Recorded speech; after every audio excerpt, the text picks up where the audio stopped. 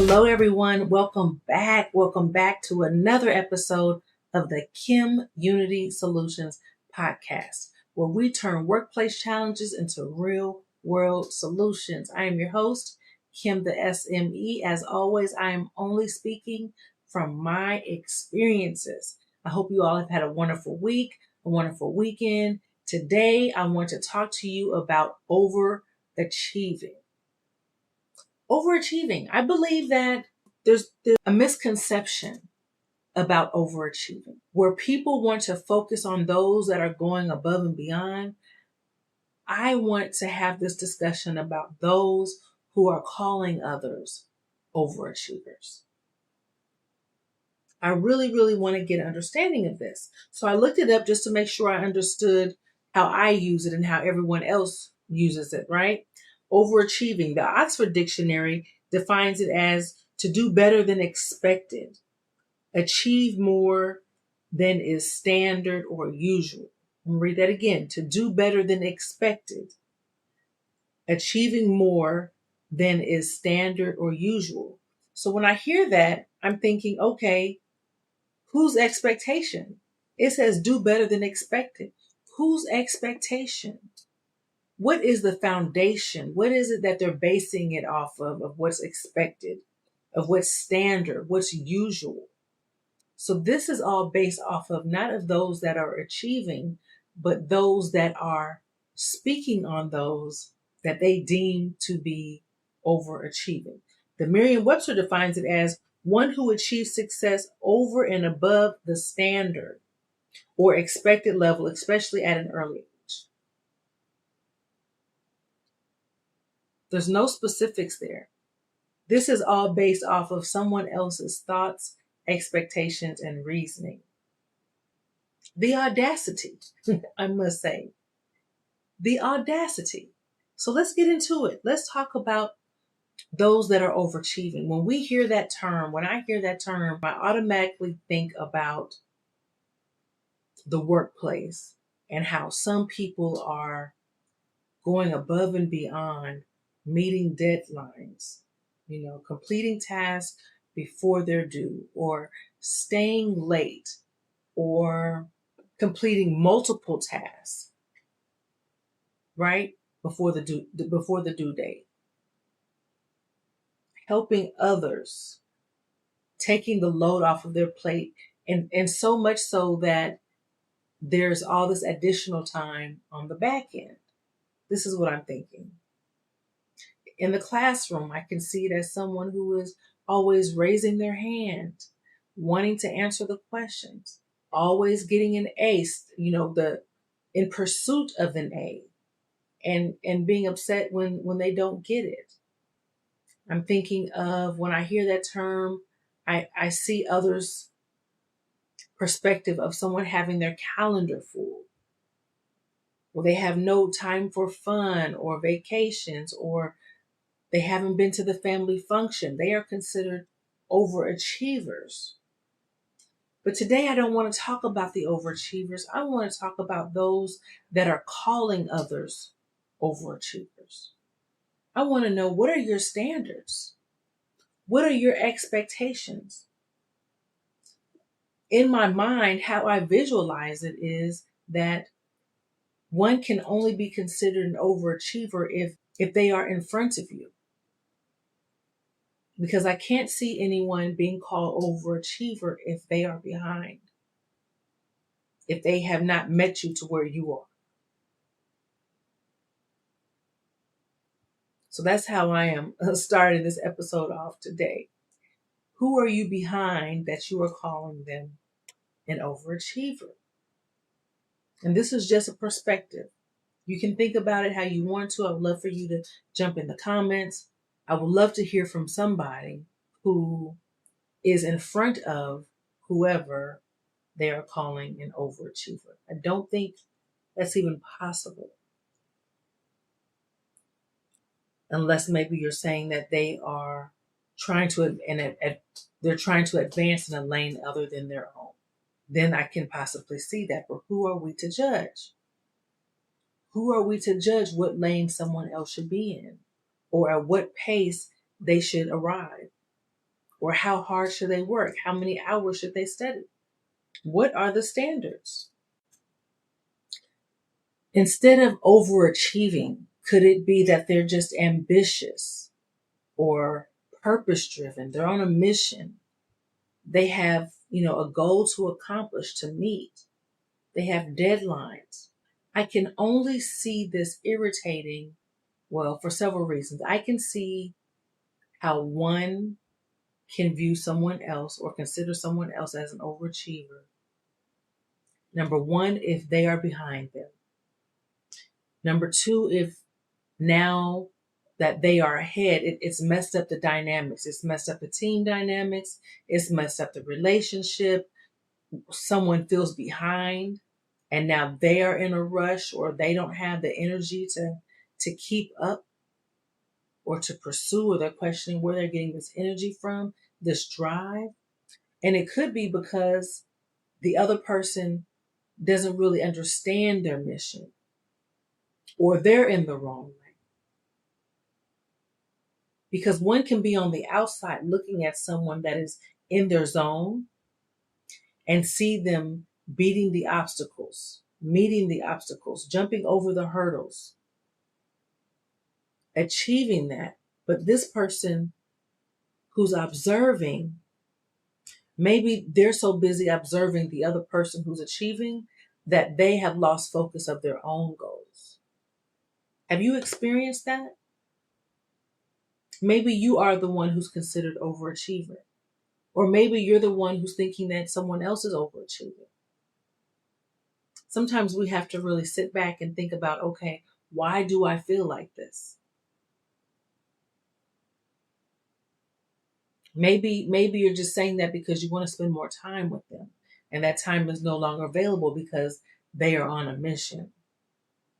We cannot sit back and look at what someone else is doing, how fast they're doing it, the distance that they're going. Because we have no idea what that stopping point is. We have no idea of what that actual goal is. Or that drive. What is it that's driving them? We don't know that. It could be maybe a death in the family. It could be that they understand that there's only a window of opportunity that they are really trying to meet. Maybe it is the season or the date. Maybe they have put metrics in place where they have to be at a specific time by a specific date. They are trying to accomplish something. So when I hear the word overachievers, I'm thinking of judgment. I'm thinking of someone who is focused on someone else, who maybe have more time on their hands than they're using wisely. I remember briefly talking about this. Matter of fact, it was on a previous episode where I had the beautiful Faye McCrae on my episode. And it was entitled, Why Overachievers Burn Out and How to Break the Cycle. And in that episode, we were talking about how we ourselves always wanted to meet the goal and moving to the next and the next and the next, trying to get there. And we were talking about, where did that come from? Sometimes it comes from, how we were brought up culturally. I was always taught to, you have to be twice as good. You have to spend more time. You have to always go above and beyond. So culturally, we discussed that, we were taught that. And then just having the visual of watching our own parents have multiple jobs or, the challenges they were facing in the workplace, to say, okay, now I want you to go and be better than me,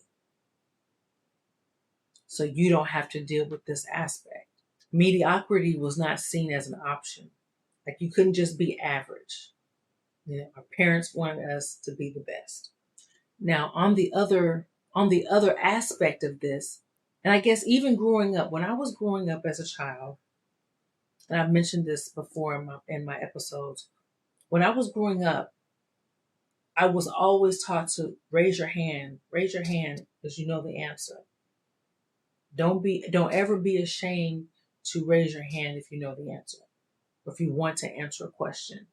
But there is a book by Tara Moore called Playing Big, where she talks about women in particular often have to shrink in order to in order to not trigger or make anyone else uncomfortable. And so, and that can be as simple as even on a phone call, and you call someone who maybe is struggling and not feeling at their best, and they ask you how you're doing, and you don't say, "Oh, I'm great, I just accomplished this and did that." You kind of shrink to not make them feel even worse, if that makes sense. And not everybody does that. Some people have no problem with staying at that level. There are others who are very empathetic, who want to meet you where you are. I think the best word to use instead of overachieving is high achieving. I'm trying to think now that I said that out loud. High is relative, right? But I believe that's better than over, because that means that there's a metric, there is a guideline for it to be over. So I think high, I think that that's more appropriate. High achieving, yes.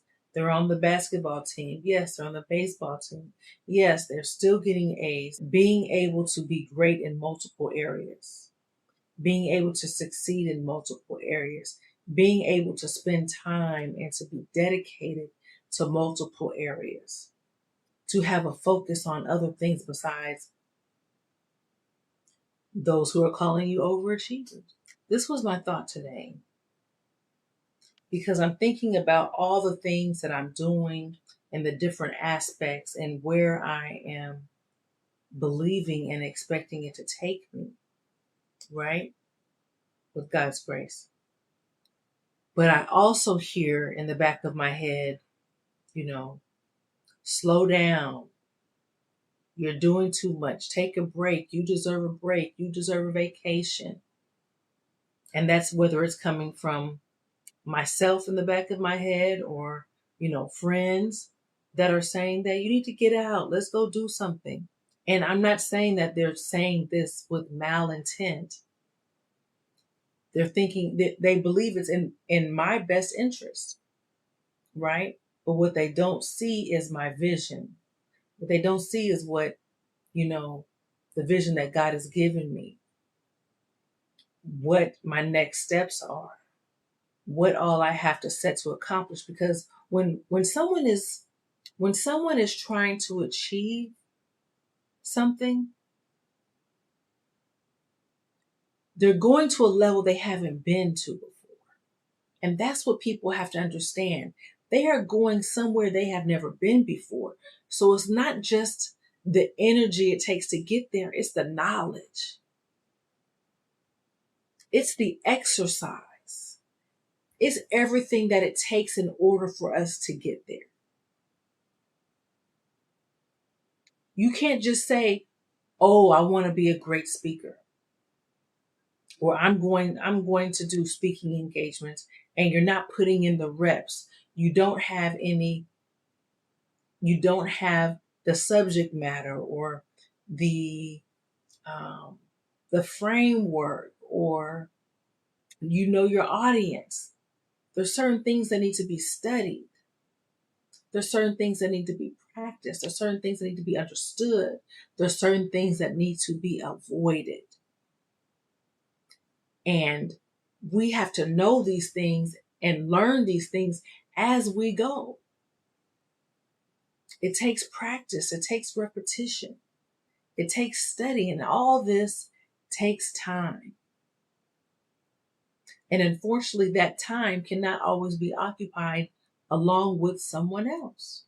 So we have to get out of the mind frame of saying overachieving. They are fulfilling their purpose. They are on a mission. And that's what I want us all to understand. And I'm not saying whether it's you're the one that's saying, calling someone else an overachiever. This is just my perspective and how I would like for you to see it just for these few moments. Just for these few moments.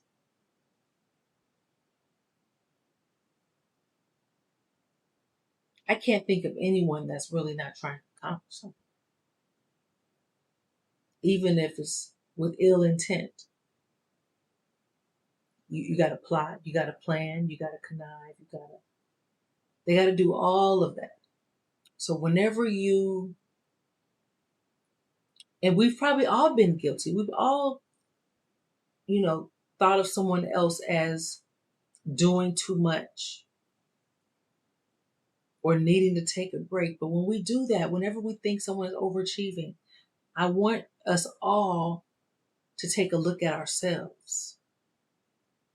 What is making us say that? What is it that's triggering us to say they are doing too much? What is it that we are not doing enough of? What is it that we actually want? What is it that, we are failing to meet? How is that making us look? We have to peel back the layers. Speaking about peeling back the layers, let me tell you about my newest creation, Questions and Perspectives.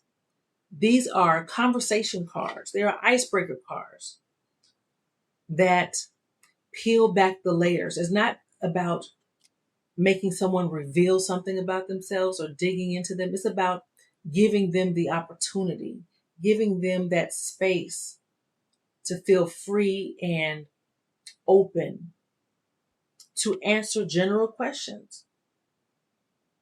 This question that's shown on here says, what's something you really wanted but glad you didn't receive?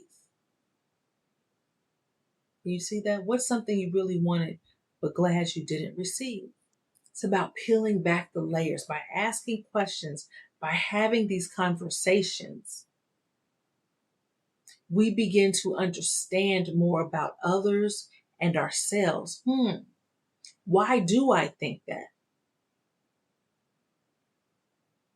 Where did that come from? And it makes us challenge our own thoughts.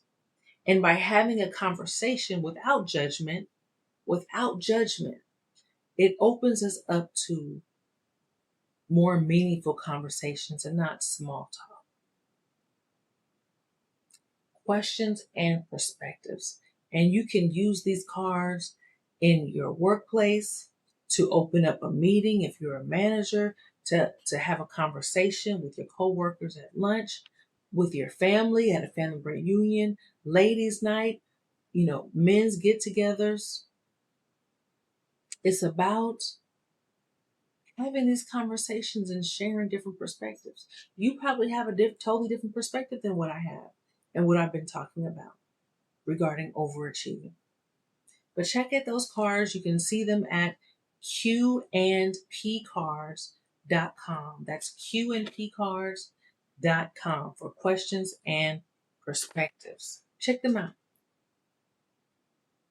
But this was just a little conversation that I wanted you all to think about, something that was on my mind as I am, juggling tasks and, filling up my calendar and checking off boxes that, yes, some people see that as overachieving, but what I am seeing as setting a foundation. When I really look at all that I have accomplished so far, I have set up several foundations that soon I will see rise to the forefront. But you have to put the work in. And it is not based on someone else's timeline, someone else's expectations, or anything. As I said, Merriam-Webster says one who achieves success over and above the standard. Whose standard? Everyone moves and learns differently, or expected level, especially at an early age. What is an early age? What is expected level? Whose expectations? What is an early age? How old was Colonel Sanders when he created KFC?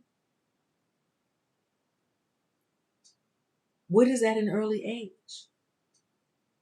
Maybe you would say he's not an overachiever too, right? I can see that. But yes, that's all that I had on my heart today. And I just wanted to give you another token, another tool, another subject for you to maybe even continue this discussion with someone else. What do they think? Go ask someone else. Share this message. Who have you called an overachiever? Or who has called you an overachiever? Send it to them.